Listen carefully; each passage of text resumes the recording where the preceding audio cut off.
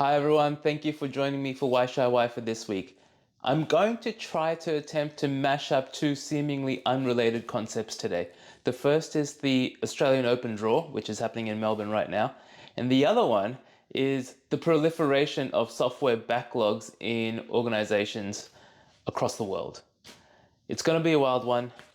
Hold on to your hats.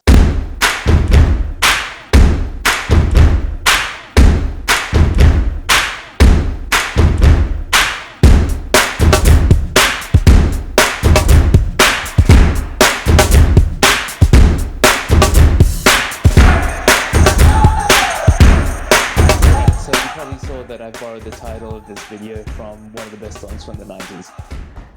Moving on. The way that I want to describe backlogs and how it is one of the silent ninjas that is sniping away at your productivity. It's one of the reasons why so many software stakeholders are always frustrated. Things just don't get done, they're disappointed, and what they think is priority never actually gets done first. Why? And we're going to use the Australian Open or tennis draws as an example. Okay, so if you haven't seen, tennis draws look something like this. And for those of you that watch a bit of sport, you'll know that there's a fundamental flaw to this. Now, tennis has fixed this with some complexity, but I'm just going to keep it simple and show you this with my cap collection, which I happen to have just here.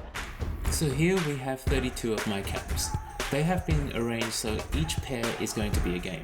Now removing all the losers, and we're going to rearrange the pairs again so that they play each other. Notice how we've got two different backlogs here, or two different parts of the tournament. Again, the losers are going to lose and disappear, and I'm going to rearrange so that we have a quarterfinal situation. Now again, someone has to lose, so off they go. And here we are in the final situation. And of course, the grand final is between these two, and one has to win.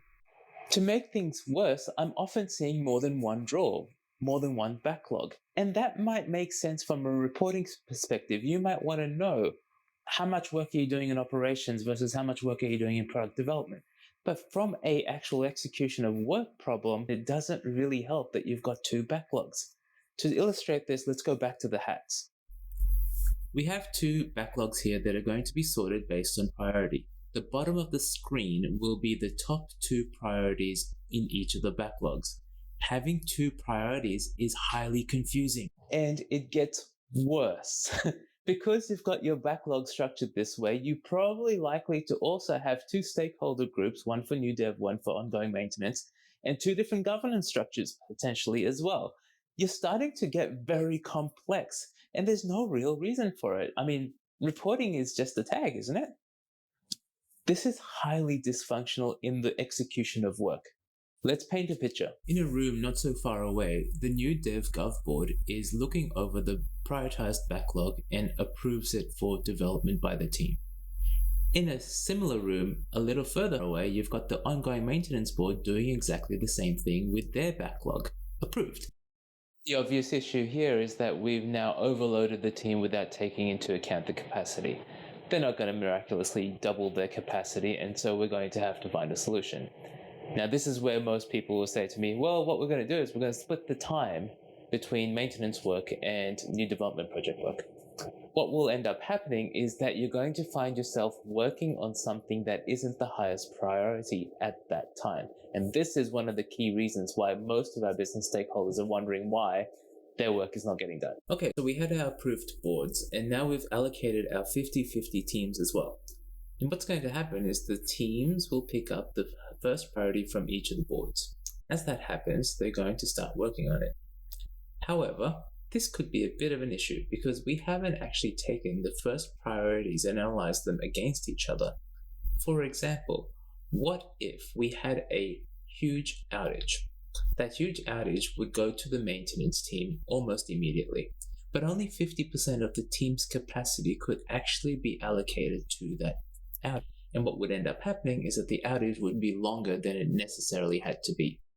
Okay, so how do we deal with working on the wrong thing? Well, you might say to me, okay, we're going to put this rule in place. We're going to instruct the team to everybody jump on when there's a severity 1 outage. Okay, that makes sense as well. So now we've got a 50-50 rule, and now we've got a severity 1 rule. But now we may have to introduce also a severity 2 rule potentially, or maybe some sort of mix of complex knowledge management tools. Let me give you an example. You've got a severity 2 outage now, and the key person who knows how to fix this is working on new product development work. They're the one who built the product, therefore it would make sense for them to fix this thing. But they're too busy on the other allocated 50%. So now you've got to have a rule that says, yes, we want to split 50-50. Yes, all severity 1 items have to be 100% dedication to the team. But when there's a severity 2 item and the person who knows about that feature is working on a new development work, they can now remove themselves from that work and come and work on the severity 2 item in the ongoing maintenance part of the team. This is getting highly complex. So I ask again, is it really worth having a split backlog?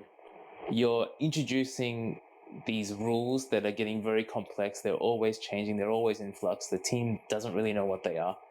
You're introducing governance structures and people's times that for no real reason because they're conflicting against each other and they don't even know about it. And you're introducing this idea that you're not going to be working on the right thing at the right time. But it can be rainbows and unicorns, right? Okay, maybe not the whole way through, but it definitely can get better and easier.